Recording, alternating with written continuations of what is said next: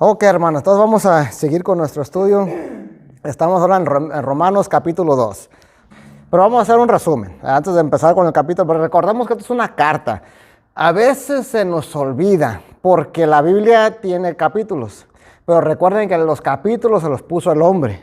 Eso se lo puso, fue un invento del hombre. Los capítulos y los versículos no son parte de la palabra de Dios. Eso ya fue agregado por el hombre para facilitar, como cuando dicen, no, a ver, vaya a 1 de Juan, capítulo 5, versículo 30, es más fácil de llegar, ¿verdad? Pero originalmente era una carta. Entonces, cuando leemos la Biblia, a veces cerramos un capítulo y empezamos otro y como que se reinicia nuestro cerebro, cuando en realidad viene el contexto todavía, es una sola carta. Entonces, por eso vamos a repasar ahorita el capítulo 1. Varias cosas que vimos ahí. Decíamos que éramos siervos de Jesús. Pablo dice, Pablo, siervo de Jesús. Y decíamos que era siervo, es como un esclavo, ¿verdad? Como un sirviente. Decíamos que en la Biblia los siervos se supone que tienen un amo y lo obedecen, tienen que obedecer al amo. Muchas veces nos decimos siervos de Jesús, pero no lo queremos obedecer a veces. Y Jesús mismo dijo en una ocasión, dice, ¿por qué me dicen Señor y ni siquiera quieren hacer lo que les digo? Entonces no soy su Señor. Entonces, si somos siervos, pues hay que obedecer a nuestro amo. Decíamos que somos representantes de Jesús, ¿verdad? Decíamos como el apóstol, decíamos que el apóstol era como un embajador. Así como un embajador representa al presidente de un país en el extranjero, así nosotros somos representantes de Jesús aquí en la tierra. Tenemos que tener mucho cuidado con lo que hacemos, con lo que decimos, porque la gente que sabe que somos cristianos siempre andan viendo. De por sí, siempre nos traen, no nos bajan de hipócritas, ¿verdad? No nos bajan de santurrones. Entonces, si de por sí ya nos traen así, pues con más razón hay que tener más cuidado con nuestros actos y con nuestras palabras, porque luego de ahí se agarra, yo por eso no voy a la iglesia, porque mira cómo no. Entonces hay que tener mucho cuidado. Decíamos que ¿qué era fe? Dice Pablo que su misión era llevar la obediencia de la fe a las naciones. Y la fe viene de la palabra griega pistis y de la palabra hebrea emuná. ¿Qué significa pistis y qué significa emuná? Decíamos que significa fidelidad, lealtad, constancia. O sea, no solamente creer. O sea, la fe va más allá de simplemente creer. A veces confundimos la fe con que, yo creo en Jesús, eso quiere decir que tengo fe. No, la fe va más allá, significa fidelidad. De hecho, en inglés, ¿cómo se dice fiel en inglés, hermana? ¿Usted que sabe inglés? Faithful. Son dos palabras. Son dos palabras. Faithful. O sea, es lleno de fe. Una persona que es fiel es una persona que está llena de fe. Decíamos que la creación demuestra que hay un creador, ¿verdad? Si yo veo aquí esta computadora, sé que alguien la hizo. No es ilógico creer que apareció ahí de la nada, mágicamente, ¿verdad? Entonces, el hecho de que hay una creación, es ilógico pensar que salió de la nada, como a veces es lo que enseñan en la escuela, ¿verdad? The Big Bang. No, aquí Pablo dice, la creación revela que hay un creador, entonces nadie tiene excusa. Y decimos que rechazar a Dios lleva a la depravación mental. ¿Se acuerdan que leímos todos al final del capítulo todo lo que pasa cuando alguien se aferra al pecado? Dios dice, ok, ¿quieres pecado? ¿Quieres lodo? Atáscate, pues ahí está. A veces Dios nos castiga con más pecado para que en el día del juicio estemos así que llenos de pecado. Ok, así viene el capítulo 1. Si quieren ver más a fondo, repito, vayan al YouTube, ahí tengo la enseñanza, si quieren ver más a fondo. Pero este es un resumen nada más. Ok, entonces aquí ya vamos al capítulo 2. Y recuerden que es una carta. Ok, el capítulo 2, versículo dice, por tanto. O sea, aquí vuelvo a lo mismo, es una carta, por tanto, como que así no empieza, ¿verdad? Por tanto, quiere decir como conclusión, o por lo que acabamos de decir, de que rechazar a Dios lleva a la depravación mental. Por todo eso, por tanto, no tienes excusa tú, quien quiera que seas, cuando juzgas a los demás, pues al juzgar a otros, te condenas a ti mismo, ya que practicas las mismas cosas. Aquí ya está hablando de las personas, de los hipócritas, ¿verdad? De los conocedores. Dice, ok, tú que dices, sí, esas personas, esos idólatras, era nomás, esos depravados mentales, era todo el homosexualismo, ¿verdad? Porque hablaba de eso a Pablo, la idolatría, todo eso. Uno sí puede decir, mira todas esas personas. Pero dice, tú también ten cuidado cuando juzgas. Aquí nos llama a no juzgar. Y también Jesucristo nos enseñó algo similar.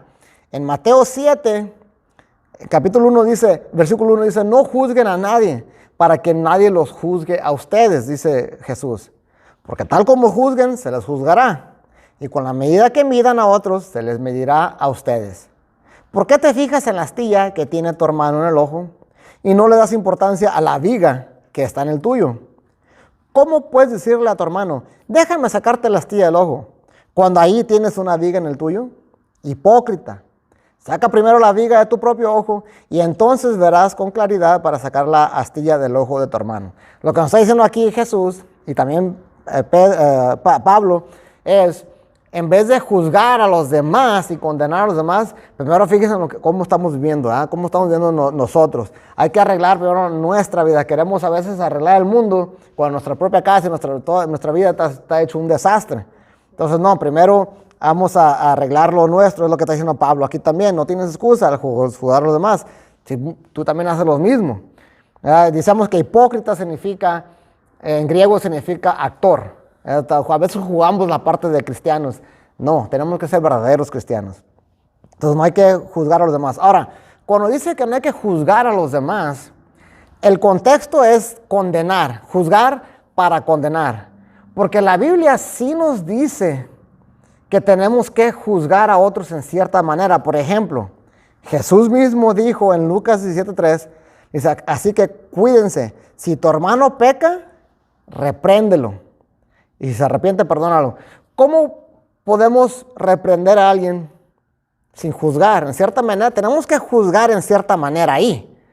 Si alguien está haciendo mal, tenemos que decir, porque muchas veces usamos esta parte de la Biblia cuando el Señor dice que no juzgue, para yo estar a gusto en mi pecado, que nadie me diga nada. Hey, Rudy, no dejas, hey, aquí el Señor dice que no me juzgues, no me juzgues. No, el Señor manda a los de la iglesia a reprender a los demás cuando están en pecado. Entonces, cuando la Biblia dice que no juzguen, ese es el contexto a no condenar. La condenación, esa es para Dios. Dios es el que va a condenar. A nosotros no nos toca condenar a nadie. Pero si miramos que alguien está en malos pasos, tenemos que reprenderlo, como dice aquí. En 2 Timoteo dice Pablo, toda la escritura es inspirada por Dios y útil para enseñar y para reprender y para corregir y para instruir. O sea que así hay cierto juicio que tenemos que hacer, pero no para condenar. Si ustedes un día me miran a mí haciendo algo malo, estoy, no sé, tengo otra mujer por ahí, no sé, ustedes tienen la responsabilidad de venirme, primero decirme a mí, de correr con Michelle. Pues sí, primero de decirme, yo diría a mí, al pastor, a mí, no sé, pero decir, hey, arrepiéntete. Y ahí sí se requiere un poquito juicio. Repito, la gente saca de contexto esto para decir, no me digas nada. No, la Biblia me manda a decirte algo. No es de que la Biblia no me manda a condenarte. Ahí es donde tenemos que tener cuidado en condenar. A veces nos metemos en argumentos de que, bueno, tal persona se arrepintió, se bautizó hace 5 años, pero hoy anda bien mal. Y decimos, no, pues ya perdió la salvación. Se fue, perdió, o decimos, no, bueno, la salvación no se pierde, eso sigue siendo salvo. Nosotros no somos nadie para decir si es salvo o no es salvo. Sí tenemos la obligación de reprender, no condenan a los demás. Eso ya se lo deja a Dios, ¿verdad? Si hay algo aquí, díganle al pastor, y si el pastor me corre, que me corre, y si no, pues no sé, pero yo me tengo que arrepentir si hago algo mal, pero tenemos que reprender a los demás. Y como dice ahí en secreto, que no sea chisme, con buen corazón, con el afán de que se arrepiente, dice, hermano, ya te amamos. No con el afán de hacer chisme, de que mira, vas a ver, lo voy a decir a fulano y fulano para que se le quite, para quemarlo. No, yo sé, pues así pasa. Ok, vamos a seguir adelante, dice. Ahora bien, dice Pablo, sabemos que el juicio de Dios contra los que practican tales cosas se basa en la verdad. ¿Cuáles cosas? El contexto es del capítulo 1, la depravación mental, el homosexualismo, la idolatría, todo eso. Dice, ¿piensas entonces que vas a escapar del juicio de Dios? Tú que juzgas a otros y sin embargo haces lo mismo que ellos. ¿No ves que desprecias las riquezas de la bondad de Dios, de su tolerancia y de su paciencia, al no reconocer que su bondad quiere llevarte al arrepentimiento? Y aquí ya le está hablando a las personas, como que se voltea con las personas que ya tienen cierto conocimiento. Porque decíamos que a los que pecaban así, Dios los entregaba a la depravación mental. Eso los entregó. Aquí, aquí como que todavía no te entrega a esta persona, ¿verdad? Dice, tú que juzgas a los demás, no te juzgas a ti mismo.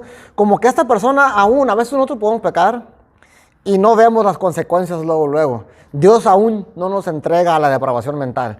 Todavía Dios tiene, como dice aquí, bondad, tolerancia, paciencia. Y uno pudiera llegar a la falsa conclusión de decir, todo lo que estoy haciendo no está tan malo. Si a mí Dios no me ha entregado la depravación mental, a lo mejor no soy tan mal, pues sigo haciendo. No, hay que tener mucho cuidado con eso. Dice, Dios es paciente y tolerante y bondadoso para que te quiera llevar al arrepentimiento. No hay que confundir las cosas, de decir, bueno, no me ha pasado nada, pues sí voy a seguir adelante, voy a seguir en lo que estoy haciendo. Dice, no, porque si hacemos eso, es como si despreciáramos a Dios, es como si despreciáramos su bondad y su tolerancia y su paciencia. Dice, no, Dios es bueno, Dios es paciente, Dios es tolerante para que te arrepientes. No caigas en el error de decir, bueno, estoy haciendo esto, no me ha pasado nada, pues lo voy a seguir haciendo. No, ¿verdad? Entonces, no, porque podemos ver el capítulo 1 y decir, mira, a estos Dios los entregó a la depravación mental, a mí no me ha entregado nada, bueno, que sí que estoy bien. No, tenemos que tener cuidado con eso, porque cuando Dios es paciente, uno puede malinterpretar eso. Dice en Eclesiastés 8:11, cuando no se ejecuta rápidamente la sentencia de un delito, el corazón del pueblo se llena de razones para hacer lo malo. El pecador puede hacer lo malo 100 veces y vivir muchos años. A veces Dios es bien paciente, bien tolerante, ¿verdad? Y uno puede caer en ese error de concluir así. Y dice, bueno, pues eso quiere decir que no hay bronca. Tengo permiso de hacer lo malo. Y si pensamos así, vamos a vivir 100 años o vivir muchos años. A lo mejor vivimos toda la vida así. A lo mejor el Señor, en su paciencia, en su misericordia, en su bondad, nunca nos castigó aquí. Pero tenlo por seguro, y te vamos a hablar más de esto, tenlo por seguro que sí va a haber consecuencias en el día del juicio. A lo mejor aquí no, pero en el día del juicio sí va a haber. Es que no malinterpreten la bondad de Dios como permiso para pecar. A veces hemos malinterpretado eso. Dios nos perdonó, Jesús ya murió en la cruz, perdonó nuestros pecados, ok, entonces ya podemos hacer lo que queramos. No, la crucifixión de Cristo no es un boleto para pecar. Es un boleto para que te arrepientas. Tú ya estabas condenado y Jesús murió para darte una segunda oportunidad. Puedes seguir en tu condenación si quieres, pero el sacrificio es para que te arrepientas, no para que sigas pecando. Dice, sigue Pablo, hablándole a esta persona que juzga sin arreglar su vida. Dice, por tu obstinación y por tu corazón empedernido, sigues acumulando castigo contra ti mismo para el día de la ira, cuando Dios revelará su justo juicio. Como dije ahorita, aunque no te castigue aquí, si tú sigues en tu rollo, en tu mala vida, pensando que Dios está dando permiso, lo único que estás haciendo es acumulando castigo. Es lo único que estás haciendo. Mejor arrepiéntete. ¿Por qué? Porque va a haber un día, el día de la ira, le dice aquí. A veces se nos olvida eso también. Va a haber un juicio. Y eso es, el mundo a veces se les olvida que Dios es justo. Dios es amor y Dios es justicia. Junto, no podemos separar el amor de la justicia. El mundo o la gente que cree en Dios, pero que no va a la iglesia, se quedó con el amor de Dios y se olvidó totalmente la justicia. Dios es amor. No, Dios perdona. Dios, sí, o sea, puro Dios es amor, Dios es amor. Pero aquí está la Biblia. Un día se le llama el día de la ira de Dios. Dios es todo amor, pero también es justo y va a haber un juicio. Y esto no es nada nuevo, no es del Nuevo Testamento nada más. Ya estaba predicho desde antes. Isaías 13 dice, miren, ya viene el día del Señor, día cruel, de furor y ardiente ira. Convertirá en desolación la tierra y exterminará de ella a los pecadores. Hay un día. ¿Cuándo es ese día? Nadie sabe, ¿verdad? Dice Jesús, ni siquiera los ángeles saben. Pero va a haber un día en que va a ser cruel. Va a haber furor, va a haber ardiente ira. Entonces, cuando empezamos en crueldad, ira de Dios, como que no mezcla, pero la Biblia es clara. O sea, sí va a haber un día de juicio. Eso nos tiene que dar temor. Y el temor, como hablamos ayer, la semana pasada, que el temor es bueno porque nos lleva al arrepentimiento. ¿Verdad? Cuando ya no hay temor de Dios porque se nos olvidó. En el mundo, el problema del mundo es que ya se nos ha olvidado esto, ya no hay temor de Dios. Si en el mundo hubiera un poquito más de temor de Dios, el mundo fuera un poquito diferente. La gente ya no tiene miedo a Dios. Unos ya no creen en Él y los pocos que creen dicen que Dios es amor y ya. No se los olvida esta parte. Dicen Sofonías, otra profecía. Dice, ya se acerca el gran día del Señor. A toda prisa se acerca. El estruendo del día del Señor será amargo. Y aún el más valiente gritará. Día de ira será aquel día. Día de acoso y angustia. Día de devastación y ruina. Día de tinieblas y penumbras. Día de niebla y densos nubores. Ahí le puse puntitos porque sigue todo eso. O sea, está bien feo. Hasta ese día va a ser horrendo. No queremos estar presentes en ese día. En Hebreos también lo voy a repetir. Dice, si después de haber recibido el conocimiento de la verdad, pecamos obstinadamente, ya no hay sacrificio por los pecados. Solo queda una terrible expectativa de juicio, el fuego ardiente que ha de devorar a los enemigos de Dios. El 31, terrible cosa es caer a las manos del Dios vivo. O sea, uno dice, yo estoy en las manos del Señor. Amén, si estamos arrepentidos. Pero si no estás arrepentido, no quieres estar en las manos del Señor. Ajá. Como hablamos la semana pasada, ¿quién es el peor enemigo tuyo? A los que no son salvos. No es el diablo. Dios es tu peor enemigo. ¿Qué peor enemigo puedes tener que el Todopoderoso? Uno más, nomás para finalizar. Segunda de Pedro 3. Hablando de esto también dice, pero el día del Señor vendrá como un ladrón. O sea, nadie sabe cuándo va a ser. En aquel día los cielos desaparecerán con un estruendo espantoso. Los elementos serán destruidos por el fuego. Y la tierra, con todo lo que hay en ella, será quemada.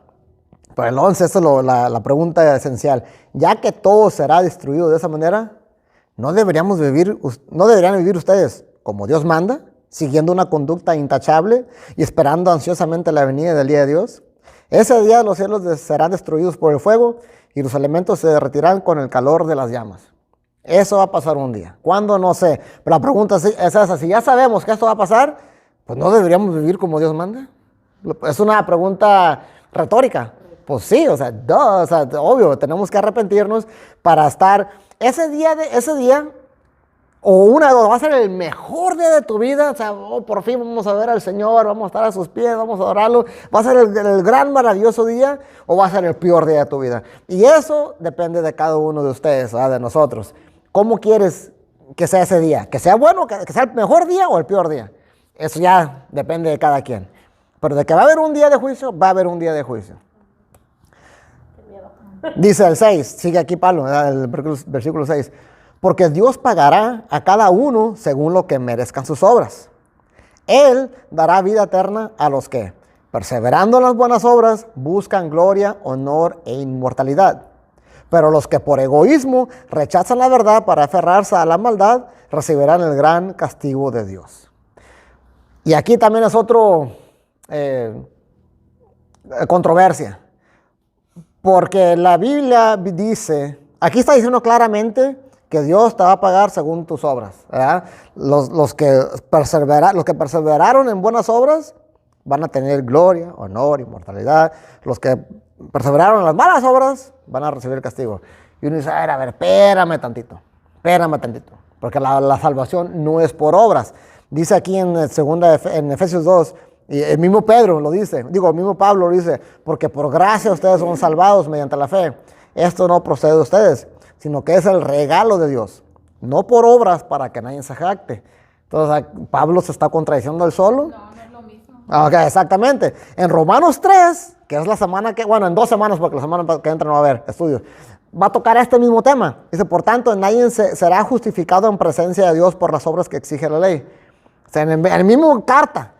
O sea, entonces vamos a hablar de esto más a fondo cuando toquemos Romanos 3, que es el que sigue. Ahorita por lo pronto es claro lo que está diciendo aquí, que por tus obras vas a ser juzgado. Como repito, en 2 semanas vamos a aclarar esta disque contradicción, pero ahorita vamos a enfocarnos en esta nada más. Por tus obras serás juzgado. Y esto no es un invento de Pablo. A veces de un versículo sacamos toda una teología.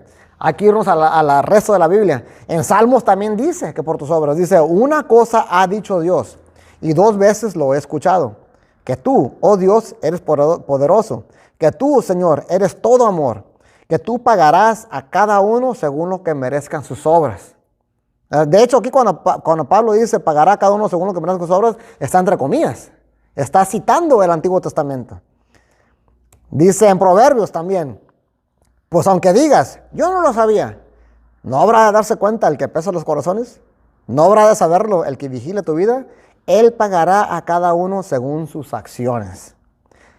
Y también eso es el Antiguo Testamento. El Nuevo Testamento, Jesús dio en una parábola, dice bien claro, cuando dice el reino de los cielos se parece a esto. Está hablando del señor que se va lejos de vacaciones, a un viaje y deja a su siervo encargado. Dice aquí, dichoso el siervo cuyo señor al regresar lo encuentra cumpliendo con su deber, o sea, obedeciendo. Les aseguro que lo pondrá a cargo de todos sus bienes. Pero ¿qué tal si ese siervo se pone a pensar, mi señor tarda en volver? Y luego comienza a golpear a los criados y a las criadas, y a comer, y a beber, y a emborracharse. El señor de ese siervo volverá el día en que el siervo menos lo espere, y a la hora menos pensada. Entonces lo castigará severamente, y le impondrá la condena que reciben los incrédulos. El siervo que conoce la voluntad de su señor, y no se prepara para cumplirla, recibirá muchos golpes. Otra vez, estamos hablando de la persona que conoce y no obedece.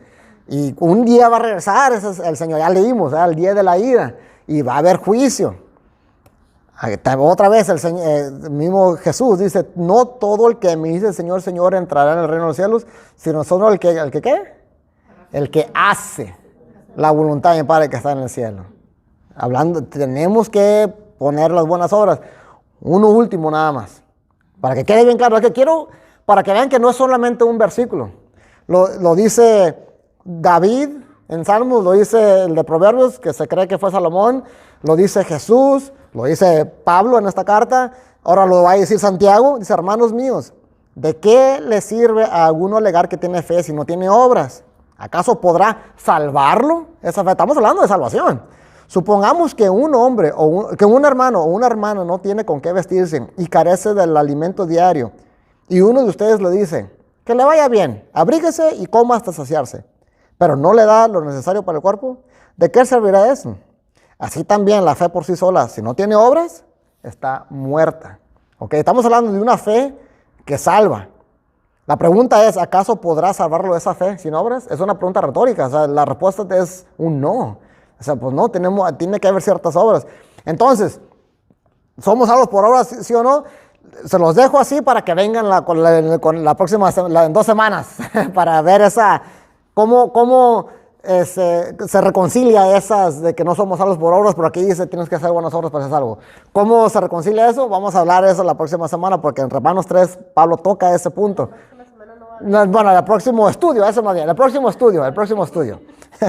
Pero ahorita la está hablando de que tenemos que poner en obra, tenemos que hacer lo que Dios nos manda. Eso es claro, ¿por qué? Porque un día va a haber la ira de Dios. Eso está claro en esta carta. Y por eso puse varios versículos del Antiguo Testamento, del Nuevo Testamento, para no sacar un solo versículo nada más. Vamos a seguir adelante. Habrá sufrimiento y angustia para todos los que hacen el mal. Otra vez, hablando de hacer. Los judíos primeramente y también los gentiles. Pero gloria, honor y paz para todos los que hacen el bien. Otra vez, estamos hablando del hacer. Los judíos primeramente y también los gentiles. Porque con Dios no hay favoritismos. Okay, aquí ya empieza a decir, esto es parejo. Aquí nada de que, bueno, yo soy judío, yo soy descendiente de Abraham, y que aquí nada, aquí parejos. O el gentil también puede decir, bueno, Señor, es que yo no sabía. El judío sí sabía, a mí no me digas nada. No, aquí es parejo para todos, porque para Dios no hay favoritismos. Dios es el mismo con todos, dicen Deuteronomio 10:17. Porque el Señor tu Dios es Dios de dioses y Señor de señores. Él es el gran Dios poderoso y terrible. No actúa con parcialidad ni acepta sobornos. Yo he leído o he escuchado sobre ciertas personas, los millonarios, que donan un montón de dinero a obras de caridad, pero sus vidas están bien mal. Yo escuché una vez, hace unos años, de una famosa que dice que ese año había donado $50 millones. Dije, wow, ¿donó 50 millones? O sea, ¿cuánto dinero hizo en ese año? Si para donar eso, Ahora, muchas veces donan por los impuestos, ¿verdad? También no es que salga de su corazón. Pero esta persona tenía una vida, no quiero decir el nombre porque pues no me, ¿para qué? Pero es una famosa, salió en la tele, ha estado casada como, no sé, como 20,000 veces. Dice, y ahí es donde dice uno a veces, estará tratando de sobornar a Dios. O sea, ok, estoy haciendo todas esas cosas malas, no me quiero arrepentir porque me gusta mucho el pecado, pero ayudo mucho a la gente. Dios, tú sabes que ayudo mucho a la gente y que eso es tratar de sobornar a Dios. Entonces, no, o sea, Dios no actúa con personalidad, quiere que te arrepientas de todos tus pecados, no nomás de unos y de otros, porque a veces podemos pensar, bueno, si es por obras, pues con que haga un poquito más de obras que las malas y la balanza se pese para acá, pues ya la hice. No, no es así. Más en el próximo estudio vamos a hablar más de eso. Ahora, la salvación, pues no sé, ahorita vamos a hablar precisamente de esa persona que hace el bien, pero no cree en Dios, porque una vez miré en YouTube un filósofo, él filosofea mucho, pero dice que no cree en Dios. Pero él es fiel a su esposa, es honrado, nunca ha cometido crímenes, se porta como si fuera un cristiano. ¿Verdad? Y lo interesante que dice, ¿tú por qué eres fiel entonces? ¿Verdad? Si no crees en Dios, no hay juicio, pues pudieras andar con la que quieras, ¿verdad? Tienes dinero, no estás viejo, o sea, estás joven. Y él dice, no, es que él se fija en las estadísticas y dice que una persona fiel tiene un mejor matrimonio, es más feliz, todo lo que el resultado de ser así. Dice, no cometo crímenes porque también los que cometen crímenes tarde que temprano les va mal, y así. En mis negocios trato de ser honesto porque si soy deshonesto, la gente ya no va a querer hacer negocios conmigo. O sea, racionaliza mucho lo que hace y mira el resultado según las estadísticas de portarse así. Ahora yo digo, bueno, pues es una prueba para Dios. Dios dijo desde antes que hicieras esto y te iba a ir bien en la vida. Él lo está haciendo sin creer en Dios, pero mira el resultado de la gente que ha hecho eso. Entonces, ¿va a ser salvo o no va a ser salvo? Yo digo que no, pero ahorita vamos a hablar más de esto. Y de todos los que han pecado sin conocer la ley, también perecerán sin conocer la ley. Y todos los que han pecado conociendo la ley, por la ley serán juzgados. Porque Dios no considera justo a los que oyen la ley, sino a los que la cumplen.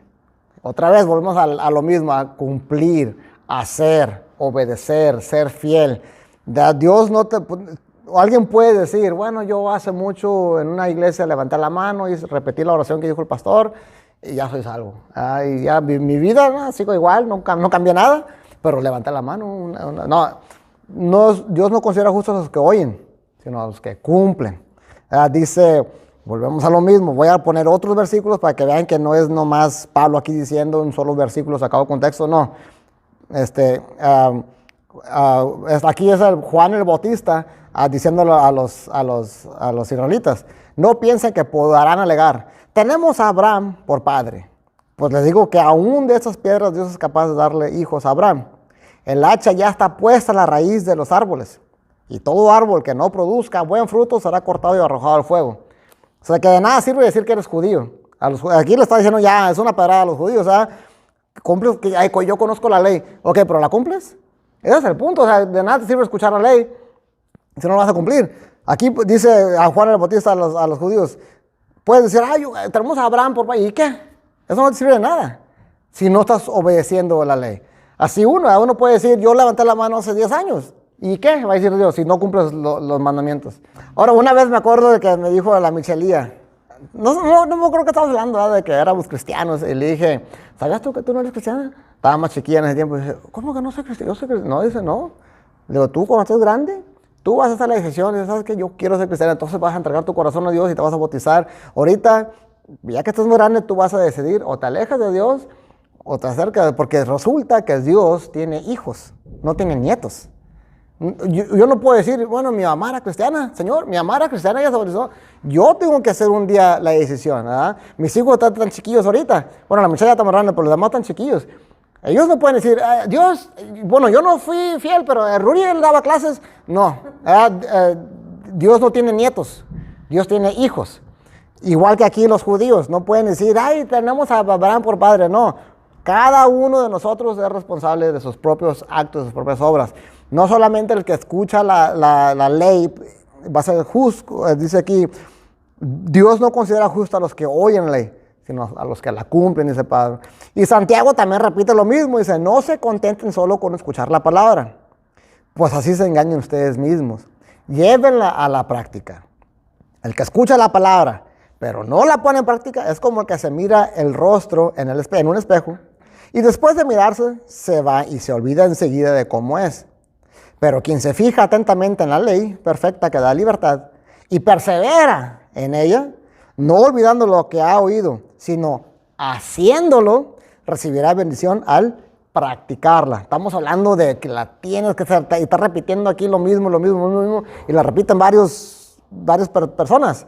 Tienes que practicar, tienes que hacer la voluntad de Dios, no solamente conocer la voluntad de Dios. Ok, dice aquí, si tú eres de esas personas que escuchas nada más la ley o la Biblia, vienes aquí a los estudios, vienes a la iglesia, todo, pero no pones en práctica, dice que es como el que se mira a un espejo y se olvida cómo es. ¿Para qué sirve un espejo? Para arreglarte, ¿no? Es una herramienta. Imagínense, hermanas, ¿cómo se levantan en la mañana? Todos ahí, los pelos acá. Imagínense. Ok, imagínense. Igual. Te fijas en el espejo de la mañana y dices, ay, estoy muy despenado, Y volteas y así te vas al trabajo. ¿De qué me sirvió verme en el espejo? De nada. El espejo es para ayudarme a ver en qué. El espejo es para ayudarme a ver en qué estoy. Acá me falta, entonces me peino. O sea, el pelo el espejo es una herramienta. Si yo miro el espejo y digo, bueno, el espejo es para peinarme, ya me miré, tengo que estar peinado. Le estoy utilizando mal el espejo. La ley es un espejo.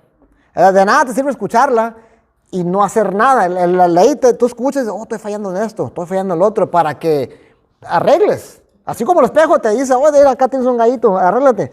La ley te dice, aquí estás fallando en esto, estás fallando en lo otro, arregla eso. Es para que lo hagas. Si la escuchas nada más y no la pones en práctica, de nada sirve. Nomás me miro al espejo y hoy es tarde, ya me tengo que ir, vámonos. Es que quedó más o menos, ya vámonos. Ok, pues le perdías a algo, ¿no? Dices, ya me miré al espejo, vámonos. Pues no, eso de nada sirve. Es el ejemplo que te pone Santiago.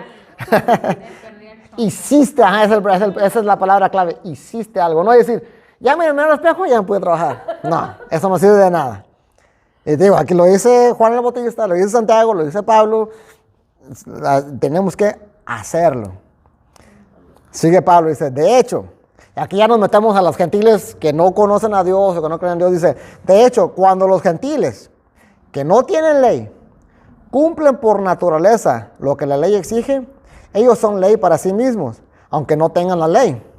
Esto muestra que llevan escrito en el corazón lo que la ley exige, como lo atestigua su conciencia, pues sus propios pensamientos algunas veces los acusan y otras veces los excusan. Así sucederá el día en que por medio de Jesucristo Dios juzgará los secretos de toda persona como lo declara mi evangelio. Okay, esto es importante entenderlo porque muchas veces la gente pone de pretexto a aquel hombre de una tribu donde nunca llegó el evangelio. Y lo ponen de pretexto para que ellos puedan seguir haciendo. Dicen, ¿qué va a pasar con el de la tribu de allá, de una isla, y nunca llegó el evangelio, se muere? ¿A poco Dios lo va a mandar al infierno? Si él ni siquiera tuvo la oportunidad de escuchar el evangelio, no sé qué. Ahora, lo dicen así como excusa para que ellos puedan seguir su vida. ¿Verdad? Lo que no quieren, no es una pregunta sincera.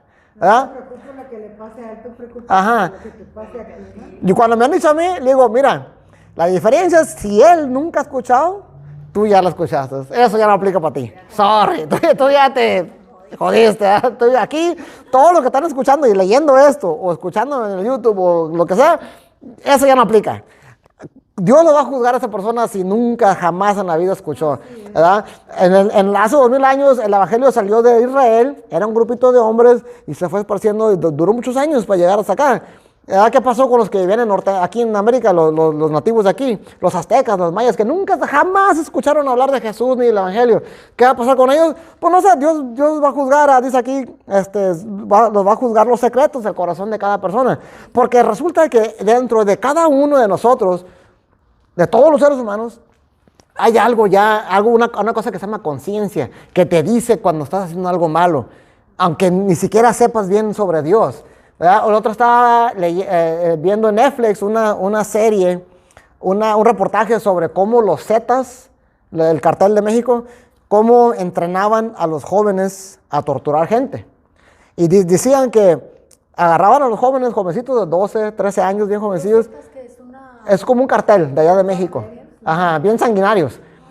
Y dicen que normalmente una persona no puede torturar a alguien. No se anima. Lo que hacen, agarran a los jovencitos, 12, 13, 14 años, y los empiezan a torturar animales. Le dicen, a ver, córtale el dedo a este gato, no sé, a este perro, córtale la pata. O a ver, préndele fuego a este puerquito. Y así con el animal, para irles quitando esa mentalidad, esa conciencia, esa humanidad, ¿verdad? Ya cuando los deshumanizan, exactamente. Ya cuando tienen ya cuando torturan animales, entonces ya le dicen, a ver, córtale el dedo a esta persona. Entonces ya empiezan poco a poco. Y cuando leo esto me acordé de eso y no, pues sí es cierto, o sea, todos tenemos algo dentro de uno y dicen, no, ¿cómo voy a hacer eso? O sea, ¿ustedes torturarían de adrede nomás a un animal? Como que no, le agarras el pie a un gato. ¡Ay! Soy feo. Aquí lo que está diciendo Pablo es que Dios va a juzgar a esas personas, a todos, a los que sin ley hicieron las cosas bien y a los que hicieron las cosas mal. Dios va a juzgar los secretos de toda persona, ¿verdad? Entonces, volvemos a lo mismo como dije hace rato, no hay que condenar.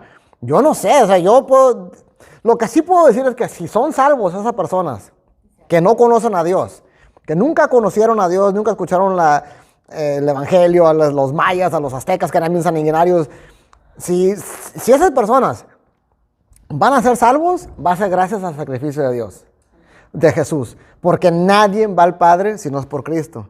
De alguna manera u otra, Dios en su santidad, en su justicia, lo que sea, si es que son salvos, digo si es porque no estoy seguro, si es que Dios salva a ciertas personas que nunca conocieron de Jesús, va a ser de todos modos por el sacrificio de Jesús. Por ese sacrificio. Gracias a Jesús van a ser salvos también ellos, si es que son salvos, porque porque nadie va al Padre si no es por medio de Jesús. ¿Verdad? O sea, pero la verdad es que no sé. Yo no sé si van a ser salvos si nunca aceptaron a Dios en sus corazones. Yo no sé. Por otro lado, nunca tuvieron la oportunidad. No sé. Hay una parte en la Biblia donde, ¿se acuerdan? Donde está donde Dios le dice a Abraham que va a destruir Sodoma y Gomorra. Y le dice, Señor, vas a destruir si hay 50, ¿qué tal si hay 50 justos? ¿Vas a destruir a todas las ciudades? Dice, bueno, por los 50 justos no lo destruyo. Y luego dice Abraham algo, dice, el Dios, el juez del universo, ¿no hará lo correcto? Le dice Abraham a Dios, y Dios dice, ok, si hay 50 no lo destruyo. O sea que sí, a lo mejor sí hay cierta... En su justo juicio, tal vez Dios salve a gente que nunca escuchó del evangelio. Y digo tal vez porque no sé. Que nunca ha escuchado que nunca escuchó el evangelio, esa persona murió sin que el evangelio llegara a esa tribu o a esa tierra. Dios va a saber cómo juzgar perfectamente a esas personas. Yo no sé. Pero aquí, de que hay algo dentro de nuestros corazones, de que nos dice cuando algo está mal, de que hay algo ahí. Dice Pablo que estas personas, cuando obedecen a su conciencia, están obedeciendo en cierta manera a la ley que Dios puso en sus corazones. Dice en Eclesiastés 12, dice, teme pues a Dios y cumple sus mandamientos, porque esto es todo para el hombre. Dice, pues Dios juzgará toda obra, buena o mala, aún la realizada en secreto. Porque dice aquí que Dios va a rejuzgar los secretos, dice al final, Dios juzgará los secretos de toda persona. Y sí, aquí vuelve a decir en Eclesiastés, toda obra, bueno o mala, a veces pecamos y decimos, nadie se dio cuenta. Transí esta persona en mi negocio, nadie se dio cuenta, pasaron los años y ya. Pero bueno, vamos a leer, esta parte es para un judío, porque ahí dice, ahora bien, tú que llevas el nombre de judío, que dependes de la ley y te jactas de tu relación con Dios, que conoces su voluntad y sabes discernir lo que es mejor, porque eres instruido por la ley, que estás convencido de ser guía de los ciegos y luz de los que están en la oscuridad, instructor de los ignorantes, maestro de los sencillos, pues tienes en la ley la esencia misma del conocimiento y de la verdad. En fin, tú que enseñas a otros, ¿no te enseñas a ti mismo? Tú que predicas contra el robo, ¿Robas? ¿Tú que dices que no se debe de cometer el adulterio? ¿Adulteras? ¿Tú que aborreces a los ídolos? ¿Robas sus templos? ¿Tú que te jactas de la ley? ¿Deshonras a Dios quebrantando la ley? Así está escrito. Por causa de ustedes se blasfema el nombre de Dios entre los gentiles. Porque aquí le está hablando a los hipócritas, a los disque judíos, que según ellos creen en la ley, siguen la ley, todo eso, y enseñan a los demás. Dice, tú eres un vil hipócrita. Si tú ya conoces lo que es malo, ¿por qué lo haces? Dice aquí que por tu culpa los gentiles blasfeman el nombre de Dios. Y aquí está citando el Antiguo Testamento, por eso está entre comillas, porque en el Antiguo Testamento le dice Dios, dice, hey, ustedes, Israel, supuestamente es el pueblo de Dios, la gente conoce que ustedes son el pueblo de Israel, el pueblo de Jehová, y sin embargo andan ahí de detrás, andan robando, andan haciendo esto y el otro. Dicen que los jueces eran bien corruptos, los sacerdotes también ya había mucha corrupción. La gente al ver eso dicen, pues no, que el pueblo de Dios entonces Dios no sirve para nada. El que queda mal es Dios.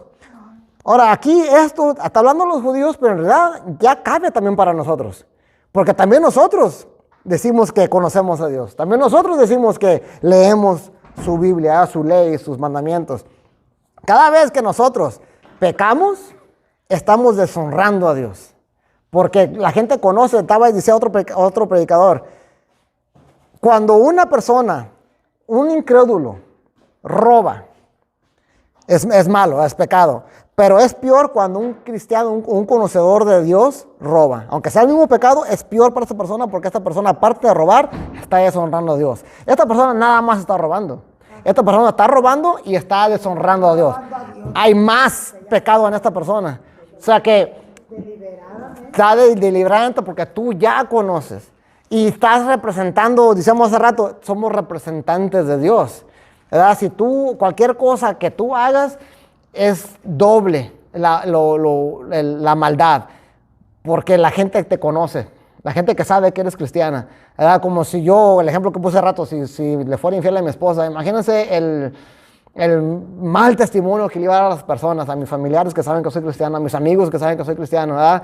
Voy a decir, no, a mis hijos, o sea, a todos. Sí, a todos. Sí, ajá. O sea, sería peor. O sea, sí me refiero, si el vecino es infiel, está mal, es pecado. Pero como que el efecto no es tan mal. Si una persona que si yo que doy clases, así, también soy infiel, aunque sea el mismo pecado, el mío va a ser peor y Dios me va a juzgar peor a mí. Dice en otra parte en la Biblia, dice, no quieran ser maestros, dice, porque los que son maestros recuerdan que el juicio va a ser peor por ustedes, porque ustedes sí saben. Los otros no saben, pero ustedes sí saben. Entonces, aquí esto, aunque le está hablando a los judíos, tómenselo personal. Traten de verlo aquí personalmente. Ok, entonces tengo que ponerme las pilas, no tengo que ser como estos.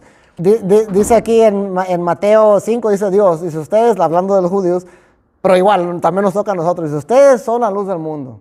Una ciudad en lo alto de una colina no puede esconderse, ni se enciende una lámpara para cubrirla con un cajón. Por el contrario, se pone en la repisa para que alumbre a todos los que están en la casa. Hagan brillar su luz delante de todos para que ellos puedan ver las buenas obras de ustedes y alaben al Padre que está en el cielo. Ustedes son luz del mundo, no son oscuridad. ¿Y qué es lo que va a dar la luz? Las buenas obras. En cambio, si hacen malas obras, va a estar más oscuro de lo que ya está, va a ser peor. Entonces hay que tener mucho cuidado de no ser hipócrita, como dice aquí en Mateo 23, también hablando de los hipócritas, de los fariseos, dice, después de esto Jesús le dijo a la gente, a sus discípulos, los maestros de la ley y los fariseos tienen la responsabilidad de interpretar a Moisés, así que ustedes deben obedecerlos y hacer todo lo que les digan, pero no hagan lo que hacen ellos, porque no practican lo que predican. Entonces no hay que ser así, hay que practicar lo que predicamos. Dice un versículo más, dice, ay de ustedes maestros de la ley y fariseos, hipócritas, les cierran a los demás el reino de los cielos y ni entran ustedes ni dejan entrar a los que intentan hacerlo. Eso es lo que pasa, o sea, si Si estos fariseos eran hipócritas, predicaban y predicaban, pero no practicaban, la gente que los miraban decía, no, pues yo pienso que es bueno robar, yo puedo robarle a Dios, yo puedo robar en el templo. Igual uno, si uno se porta mal, vas a causar que la gente blasfeme en contra de Dios, porque al final de cuentas es lo que pasa, Cristo es el que queda mal, la iglesia es la que queda mal. Dice, yo por eso no voy a la iglesia, porque son puros hipócritas, de por sí ya no están así. Y luego les da uno más alimento, pues peor. Ok, vamos a seguir. Dice, la circuncisión tiene valor si observas la ley, la está diciendo el judío. Pero si la quebrantas, vienes a ser como un incircunciso. Por lo tanto, si los gentiles cumplen los requisitos de la ley, no se les considerará como si estuvieran circuncidados. El que no está físicamente circuncidado, pero obedece la ley, te condenará a ti, que a pesar de tener el mandamiento escrito y la circuncisión, quebrantas la ley. Que aquí pues está a los judíos, obviamente. Dice, de nada sirve esa circuncisión física si tú sigues quebrantando la ley. Dice, en cambio, el que no está circuncidado pero obedece los mandamientos, pues es como si estuviera en cierta manera circuncidado. Llegamos a ser, se podría decir, israelitas espirituales, aunque físicamente no somos israelitas, espiritualmente somos israelitas. Dice en Efesios 2, por lo tanto, recuerden ustedes los gentiles de nacimiento, que en ese entonces ustedes estaban separados de Cristo, excluidos de la ciudadanía de Israel y ajenos a los pactos de la promesa, sin esperanza y sin Dios en el mundo. Pero ahora en Cristo Jesús, a ustedes que antes estaban lejos, Dios los ha acercado mediante la sangre de Cristo. Por lo tanto, ustedes ya no son extraños ni extranjeros, sino conciudadanos de los santos y miembros de la familia de Dios. Lo que está diciendo aquí es que somos como si estuviéramos circuncidados, como si fuéramos ya conciudadanos de Israel, junto con los demás, si obedecemos los mandamientos.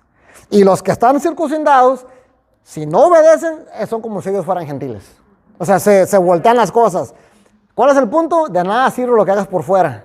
Lo que sirve es cómo te comportas por dentro. ¿Estás obedeciendo o no estás obedeciendo? Ok, esto ya aquí terminamos. Dice, lo exterior no hace a nadie judío, ni consiste la circuncisión en una señal del cuerpo. El verdadero judío lo es interiormente, y la circuncisión es la del corazón, la que realiza el espíritu, no el mandamiento escrito.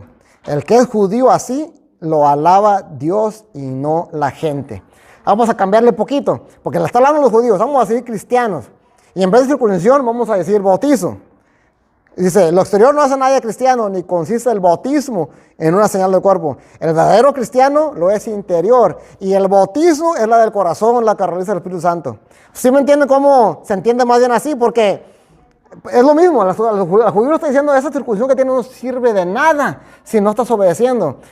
A un cristiano Dios le puede decir, este bautizo que hiciste no sirve de nada si no estás bautizado espiritualmente. O sea, ¿qué señala el bautizo? ¿Qué refleja? Muerto en Cristo, vida nueva. Ajá, muerte en la vida vieja, vivir en Cristo. Eso refleja. Entonces, si hacemos eso físicamente, pero en realidad nunca morimos a nuestros pecados y seguimos viviendo igual, esa cosa física de nada sirvió. Eso representa supuestamente lo que ya pasó dentro de nosotros espiritualmente. Igual es la circuncisión.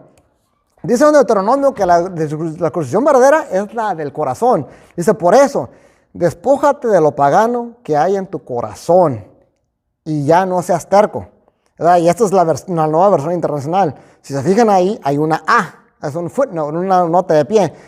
En el hebreo original no dice pagano que hay en tu corazón, dice circuncídate el corazón. En la Reina Valera dice así, circunciden pues el prepucio de su corazón y no endurezcan más su cerviz. Eso desde un principio, desde Deuteronomio, él está diciendo, la circuncisión verdadera es la del corazón. Esa física es solamente una representación de lo que tienes que hacer en tu corazón.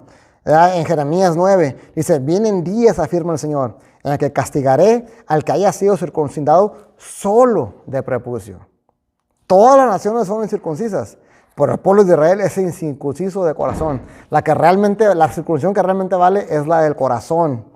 En Hechos 7:51 le está diciendo Esteban a los judíos, duros de cerviz e incircuncisos de corazón y de oídos. Ustedes resisten siempre al Espíritu Santo, como sus padres, así también ustedes. O sea, la circuncisión física no sirve de nada si el judío no obedece los mandamientos de Dios. Ahora, en un contexto más moderno, más aquí como para que quede más con nosotros, el bautizo o levantar la mano o repetir la oración que hizo un pastor no sirve de nada si no estamos obedeciendo los mandamientos del Señor. Ok, ahora, ¿qué significa judío? Eso es otro paréntesis. ¿Alguien se acuerda? ¿Significa qué? Judío. ¿Qué es un judío? Esa palabra, ¿qué significa? Bueno, un judío es un descendiente de Judá. Así, el judío es un descendiente de Judá. Judá significa... Ajá, un judío es un descendiente de Judá. Pues todos los de Judá son judíos, ¿verdad? Ahora, ¿qué significa Judá? Alabar a Dios. Dice aquí cuando Lea tuvo a su hijo, dice, Lea volvió a quedar embarazada y dio a luz a un cuarto hijo al que llamó Judá, porque dijo, esta vez alabaré al Señor. Después de esto dejó de dar a luz. Judá significa uno que alaba a Dios. Eso es Judá. En el diccionario de hebreo bíblico, Judá dice que se asocia con el nombre de la raíz ifil, que se traduce a alabar o agradecer. Entonces, un judío es uno que alaba a Dios. Un verdadero judío es aquel que alaba a Dios. No es el exterior, el que está circuncidado solamente. El verdadero judío es lo que es interior, el que alaba a Dios. De esa manera nosotros podemos ser espiritualmente judíos.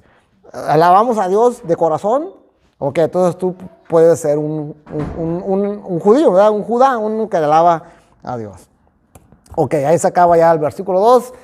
En 2 semanas vamos a estar capítulo 3.